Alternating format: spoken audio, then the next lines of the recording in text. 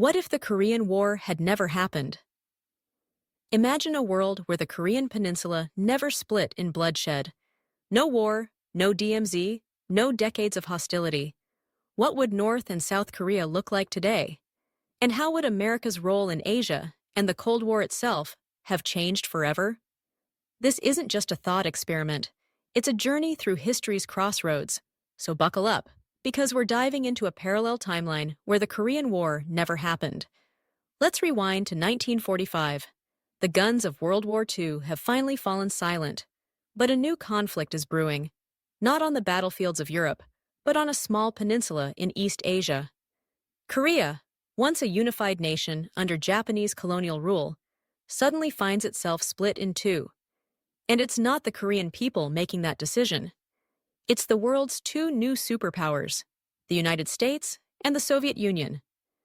In a rushed and improvised agreement, American and Soviet officials drew a line across the 38th parallel. North of this line, Soviet forces accepted the surrender of Japanese troops. South of it, American forces did the same. What was supposed to be a temporary administrative division quickly hardened into something far more permanent. Neither side trusted the other.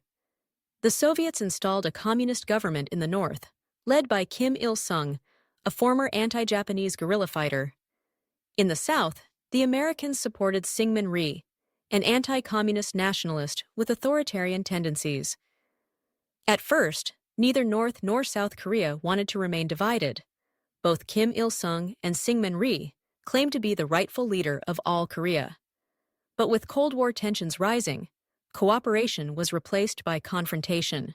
The Korean people were caught in the middle of a global ideological struggle, communism versus democracy, East versus West. Skirmishes, propaganda wars, and border clashes became common by 1949. It was only a matter of time before someone lit the fuse. But what if that fuse had never been lit? It's not impossible to imagine a different outcome. Picture a scenario where the United Nations, still new and idealistic after World War II, had taken a stronger role in Korea. Instead of leaving the peninsula to be carved up by two rival powers, the UN could have organized a supervised nationwide election. A neutral Korea, much like post-war Austria, might have emerged.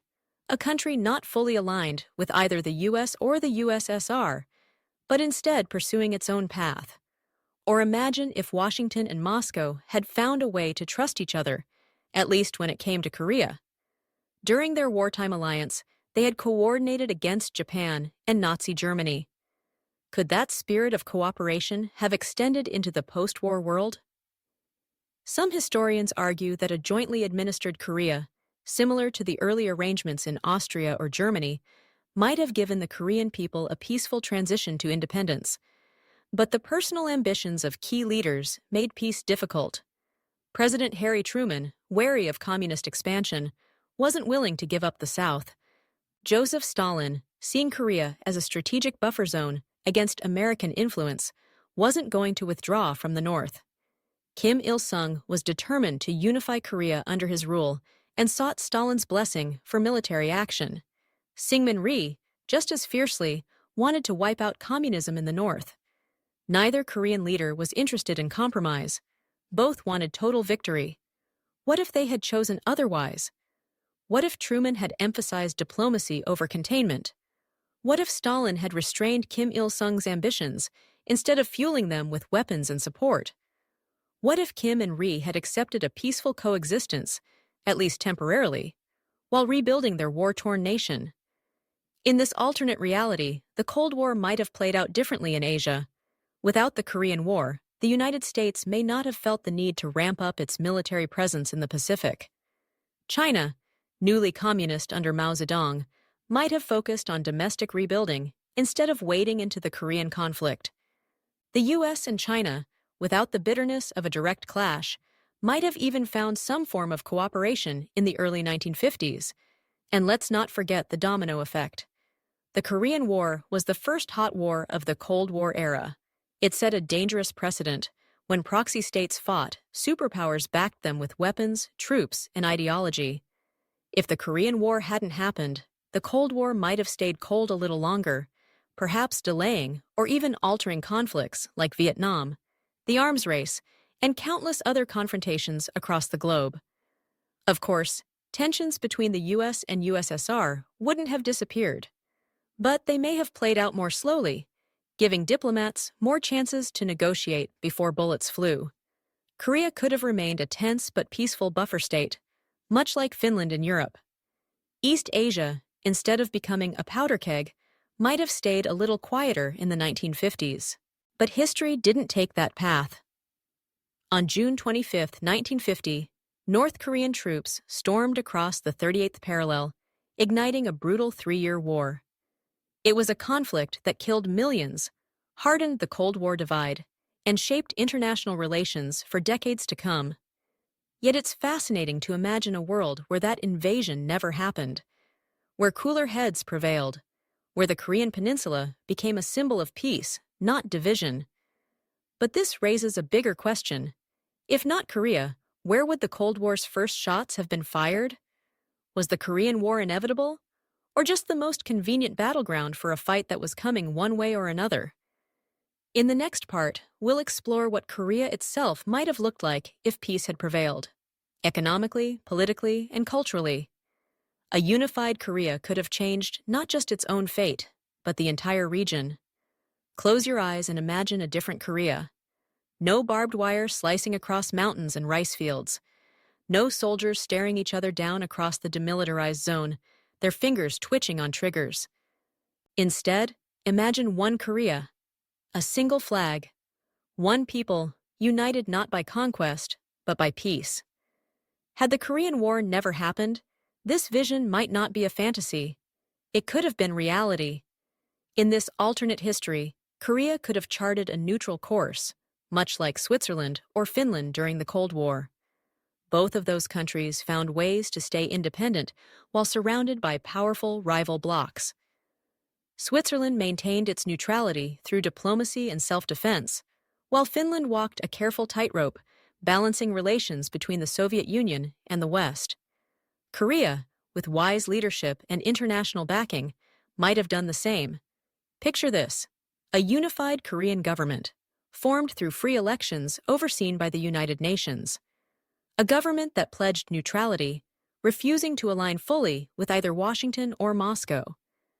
Instead of becoming a pawn in the Cold War, Korea could have been a buffer, an example of how diplomacy might work in a divided world. Economically, the potential was enormous.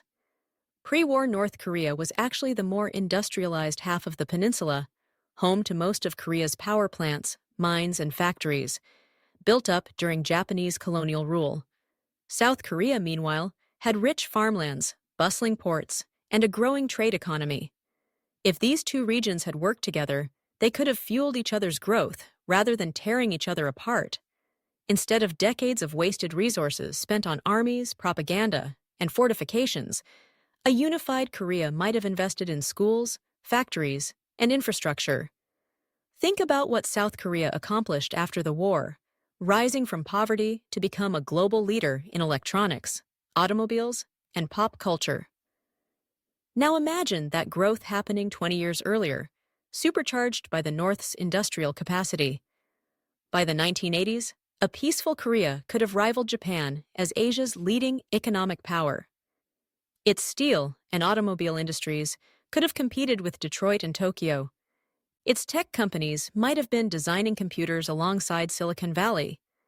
Instead of the Korean War being the blueprint for future Cold War conflicts, Korea might have been a model for peaceful development, a shining example of East-West cooperation, but the impact would go far beyond economics. Without the war, millions of Korean families would never have been torn apart. Today, tens of thousands of people in South Korea still have relatives in the North they've never seen since 1950.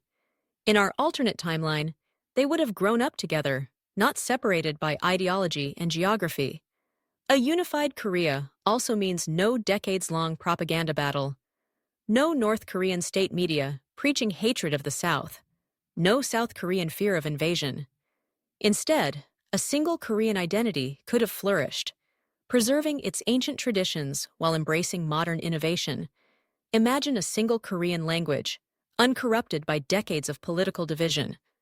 Cultural treasures, from poetry to cuisine to music, shared freely across the peninsula. Instead of competing for international recognition, Korea could have presented a united cultural front to the world. Korean cinema, K-pop, and technology could have spread globally decades earlier than they did in our timeline. When we think of modern-day Germany, reunited after decades of division, we see both the challenges and the triumphs of national healing. Korea, without the scars of war and dictatorship, might have avoided some of those struggles. Or consider Japan, whose rapid post-war economic recovery made it a symbol of resilience and innovation. Korea could have followed a similar path, but as a single, stronger nation. And let's not forget the human cost avoided. The Korean War killed an estimated 2.5 million people, most of them Korean civilians. Imagine those lives lived instead of lost: teachers, engineers, artists, and doctors who could have contributed to building their nation, not buried beneath its battlefields. There would also be no DMZ, the demilitarized zone. Today, it's one of the most heavily fortified borders on Earth, bristling with landmines, tanks, and watchtowers. Without the war, those 160 miles of barbed wire would be open roads and railways, connecting north to south, east to west. Trade and travel would flow freely across the peninsula, linking Seoul to Pyongyang and Korea to the wider world. The environmental cost of the war and the militarization of the border would also have been avoided. Instead of a barren no-man's land, the area around the 38th parallel could have been lush farmland or protected nature reserves, preserving Korea's beautiful landscapes rather than dividing them. In this alternate world, Korea would not be seen as a flashpoint of global tension, but as a beacon of peace and prosperity in East Asia. Tourists would marvel at its ancient palaces in the north and bustling cities in the south. Students from around the world might flock to Korean universities, and Korean companies might have dominated global markets decades before Samsung and Hyundai became household names. But history is not kind to what-ifs. The real Korea remains divided, and the scars of war still shape its people's lives. Yet it's worth asking, what could have been, and what lessons can we still learn from that missed opportunity? In the next part, we'll shift our focus from Korea to the United States. How would America's foreign policy have changed if it had never been drawn into the Korean conflict? Would the Cold War have played out differently on the global stage? Let's find out. For the United States, the Korean War wasn't just about defending South Korea. It was a wake-up call. Before 1950, many American leaders believed that the Cold War could be contained mostly in Europe. But when North Korean tanks rolled across the 38th parallel and Communist China entered the fight, suddenly Asia became a battleground too. Korea transformed American foreign policy from cautious containment to active military intervention. It was the first real test of America's post-World War II global leadership, and it changed the course of history. Before the Korean War, the U.S. had demobilized most of its armed forces. Defense spending was shrinking, and many in Washington hoped to avoid getting dragged into another war so soon after World War II. But Korea shattered that hope. Almost overnight, the Truman administration reversed course. Defense budgets soared. The U.S. military built permanent bases in Japan, Okinawa, Guam, and later South Korea. American troops, ships, and planes became fixtures in the Pacific.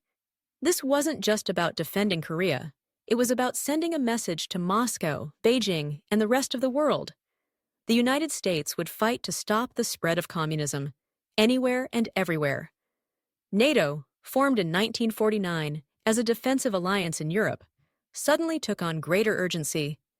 The Korean War justified not just NATO's existence, but its expansion, and the rapid militarization of the Cold War.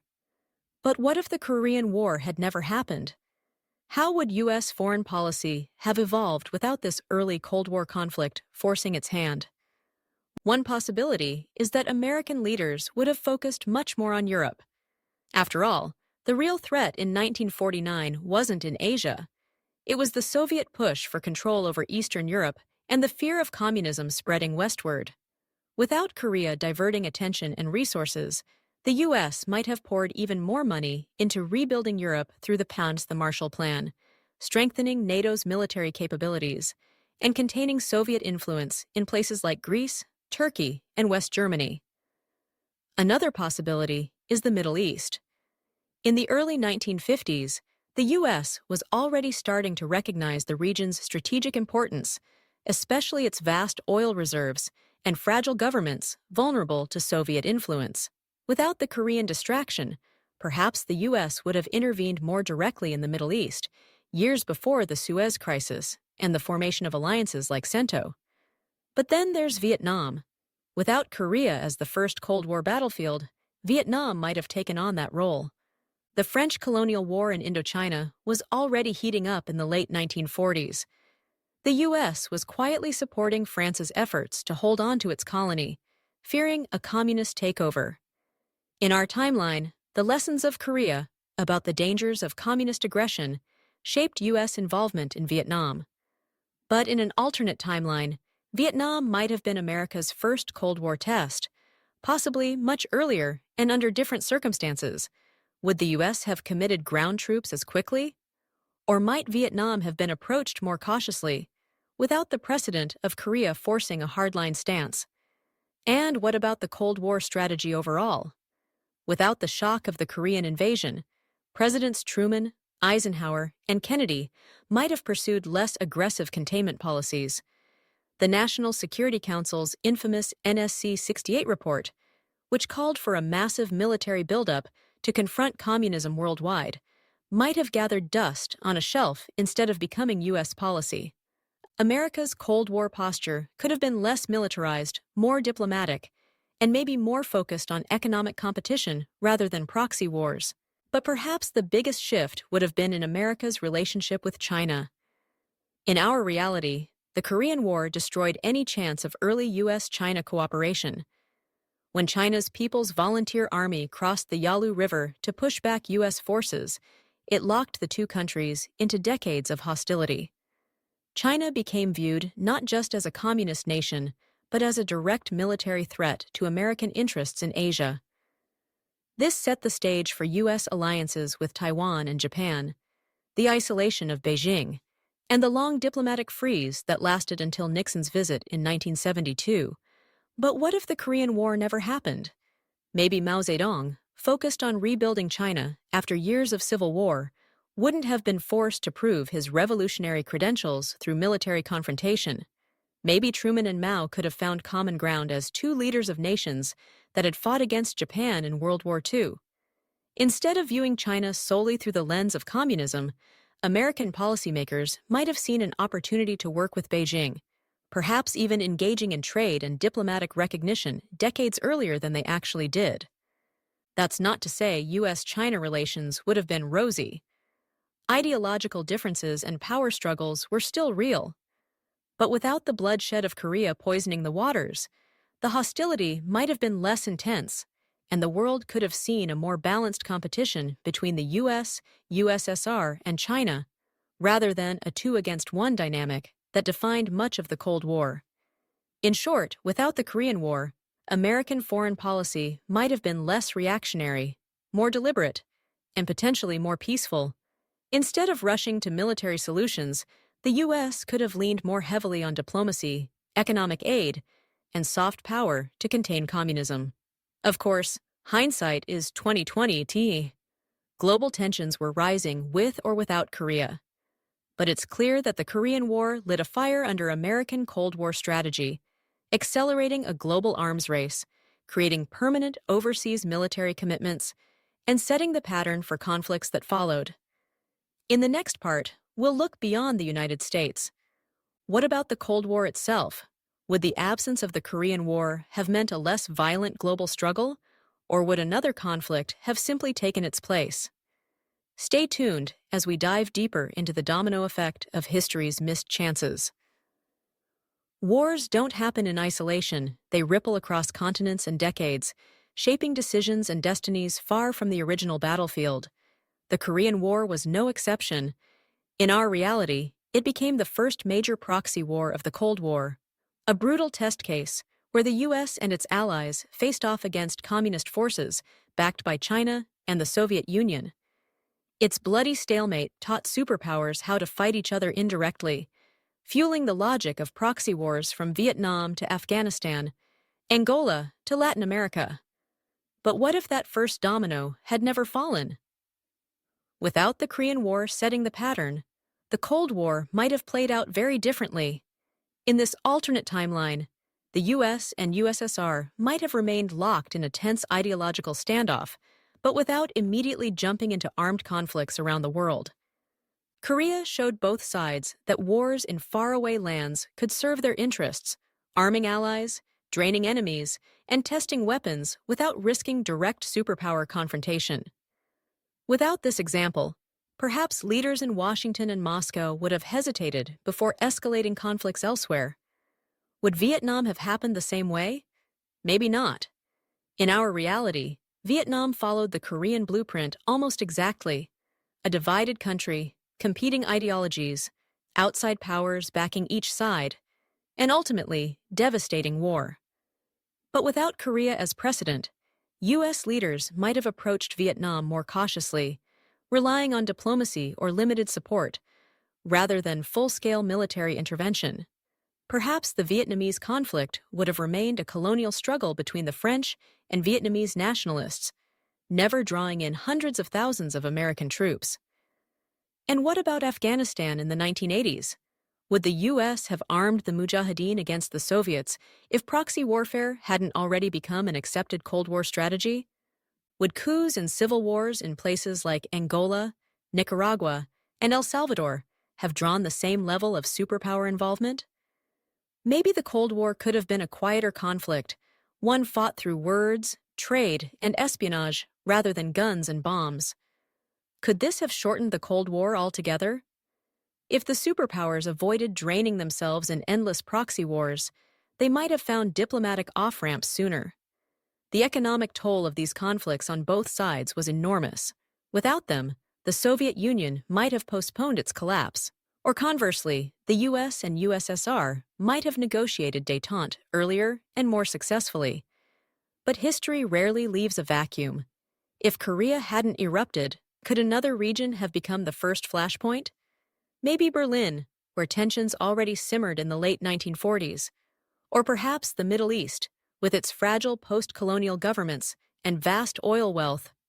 Or maybe Southeast Asia would have ignited anyway, as nationalist movements clashed with colonial powers and communist ideologies. And what about China? The Korean War was Mao Zedong's first major international conflict. He sent hundreds of thousands of Chinese soldiers across the Yalu River, cementing China's position as a major communist power and defender of Asian revolutionaries.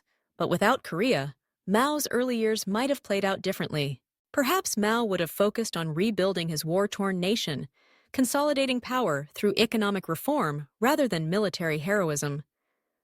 China's disastrous Great Leap Forward and Cultural Revolution might still have happened.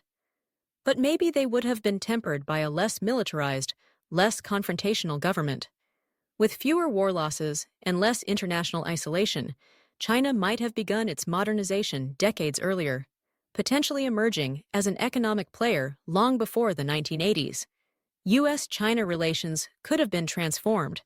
Without the bitterness of the Korean battlefield, Washington might have recognized the People's Republic of China sooner, avoiding decades of mutual hostility. Trade and diplomacy could have flowed between the two nations much earlier, reshaping the balance of power in Asia. And speaking of Asia, let's talk about Japan. After World War II, Japan was demilitarized under U.S. occupation. But the outbreak of the Korean War prompted Washington to rethink that policy. Fearing communist expansion, the U.S. encouraged Japan to rebuild its industrial base to support the war effort, sparking Japan's post-war economic miracle. But without a North Korean threat, would Japan have been allowed or encouraged to rearm sooner? Or might Japan have remained a pacifist nation for much longer, focusing entirely on economic recovery, rather than becoming America's key ally in the Pacific? Now widen the lens further. How would the absence of the Korean War have shaped global institutions like the United Nations and NATO? The Korean War was the first major conflict where the United Nations authorized a multinational military response.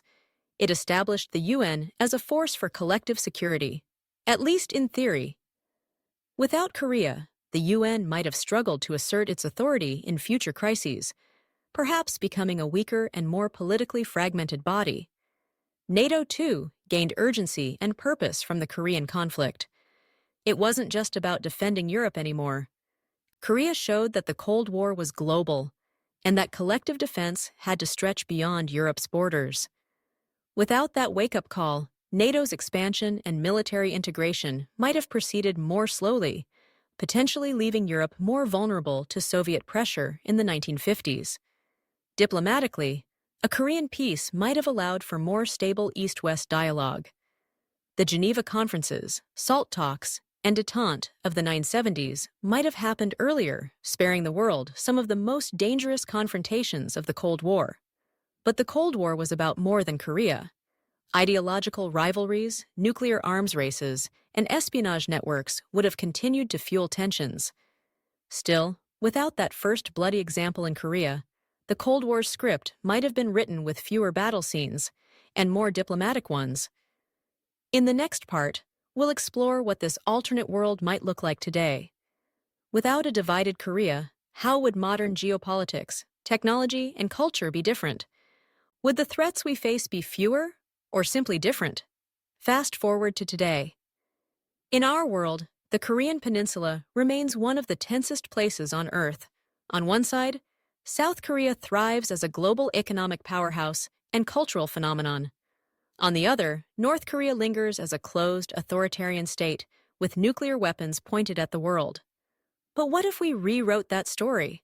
What if there had never been a Korean War and the peninsula had stayed unified? How would our world look today? First, let's state the obvious. We wouldn't be holding our breath every time North Korea test launches a missile. There would be no isolated dictatorship developing nuclear weapons in secret tunnels, no rogue regime threatening South Korea, Japan, and potentially the United States. Think about how much international energy has been spent trying to contain Pyongyang's aggression. Through sanctions, summits, and endless rounds of diplomacy in this alternate timeline, none of that would have been necessary. Instead of isolation, the entire peninsula might have joined the global community decades ago. Rather than starving under harsh sanctions and economic mismanagement, the people of what we know as North Korea would have enjoyed the same prosperity as their southern neighbors. No famine in the 1990s that killed hundreds of thousands. No prison camps filled with political dissidents. No generations growing up under totalitarian rule. Instead, you'd have a single Korea, connected to the world, growing richer and freer year after year. And what about South Korea's dependence on American military protection? In our reality, the United States has maintained tens of thousands of troops on Korean soil since the 1950s, standing guard against a potential North Korean invasion. Billions of dollars have been spent on defense, missile systems, and war games designed to deter the North. But in a peaceful, unified Korea, would those American forces even be there? Probably not. The peninsula wouldn't need to be a fortress. Instead, it might have been a peaceful, prosperous nation trading freely with its neighbors. That doesn't mean America would disappear from the region. But its presence would likely look more like partnership than protection, focused on trade, cultural exchange, and technological cooperation, rather than tanks and fighter jets. Now let's talk about culture. South Korea has already taken the world by storm with K-pop, blockbuster films like Parasite, and tech giants like Samsung and Hyundai. But think how much faster and stronger that cultural wave might have risen if the entire Korean peninsula had contributed. Imagine the creative industries of the South combined with the industrial base of the North, working together instead of at odds. The Korean wave, or Hallyu, might have hit global shores in the 1980s, not the 2000s. And culturally, we might have seen a richer, deeper blend of Korean traditions. Folk music from the North mixed with pop beats from the South. Films exploring shared historical narratives instead of divided ones. A single Korean identity, not fractured by decades of propaganda and isolation. Technologically, too, a united Korea could have been unstoppable. With North Korea's resources and manpower combined with South Korea's innovation and global connections, Korea might have rivaled Silicon Valley in tech development. Instead of a nation feared for its nuclear tests, it could have been admired for breakthroughs in AI, robotics, and clean energy. But what about the bigger picture? How would the absence of a hostile North Korea affect the balance of power in East Asia? For starters, China wouldn't have had a client state on its border acting as a buffer between it and American allies. Beijing's security concerns in Northeast Asia would look very different. Without Pyongyang to protect, China might have been less paranoid about U.S. influence, creeping close to its borders. This could have opened the door to more cooperative U.S.-China relations, or at least reduced some of the military tensions we see today. Russia, too, would have a different relationship with the region. In our world, Moscow occasionally supports North Korea as a way to needle the West and maintain influence in Asia. Without North Korea as a pawn, Russia's presence in East Asia might have been diminished, forcing it to focus more on Europe and Central Asia. And what about Japan? Without the looming threat of North Korean missiles, Japan might have pursued a more peaceful, trade-focused foreign policy rather than investing heavily in missile defense and military modernization. The U.S.-Japan alliance would still be strong, but perhaps centered more on economic cooperation than military strategy. Altogether, a unified, peaceful Korea could have transformed East Asia from a region of tense standoffs and military posturing into one of greater economic integration and diplomatic dialogue. Trade routes from Seoul to Beijing, Tokyo to Vladivostok could have created one of the most prosperous regions on the planet. But here's the big question. Would it really have been a more peaceful world? Maybe. Or maybe the Cold War would have found another place to boil over. Conflict in the Middle East, rivalries in Latin America, or flashpoints in Southeast Asia could have replaced Korea as the battleground of ideologies. Human nature, ambition, and fear don't disappear just because one war didn't happen. Even without a divided Korea, the Cold War's deep suspicions and rivalries might have fueled other conflicts.